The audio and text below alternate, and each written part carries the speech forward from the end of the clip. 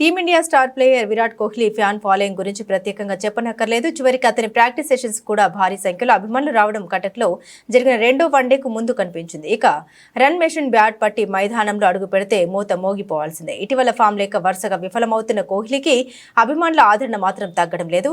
ఈ క్రమంలో తాజాగా ఓ ఆసక్తికర సంఘటన చోటు చేసుకుంది. కటక్లో రెండో వన్డే ముగిసిన తర్వాత మూడో మ్యాచ్ కోసం జట్టు అహ్మదాబాద్ వెళ్లేందుకు భువనేశ్వర్ విమానాశ్రయానికి చేరుకుంది. ఇక ఎయిర్పోర్ట్ లో చెకింగ్ ఏరియాకు ముందు తమ అభిమాన ఆటగాళ్లను చూసేందుకు కొంతమంది ఫ్యాన్స్ వేచి చూస్తున్నారు.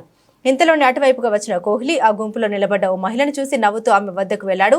మహిళ దగ్గరికి వెళ్లి హాగిచ్చి మాట్లాడాడు. దాంతో అక్కడే ఉన్న మిగిలిన అభిమానులు కోహ్లీకి షేక్ హ్యాండ్ ఇచ్చేందుకు ప్రయత్నించారు. దీంతో భద్రతా సిబ్బంది కలుగజేసుకుని విరాట్ను అక్కడి నుండి పంపించారు. ఇందుకు సంబంధించిన వీడియో ప్రస్తుతం సోషల్ మీడియాలో వైరల్ అవుతుంది. దాంతో కోహ్లీ హగ్ ఇచ్చిన ఆ లక్కీ లేడీ ఎవరంటూ నెటిజన్లు తెగ చర్చించుకుంటున్నారు. అయితే ఆమె కోహ్లీకి దగ్గరి బంధువు అని సమాచారం. అందుకే ఆమె వద్దకు వెళ్లి హగ్ ఇచ్చాడని తెలుస్తుంది.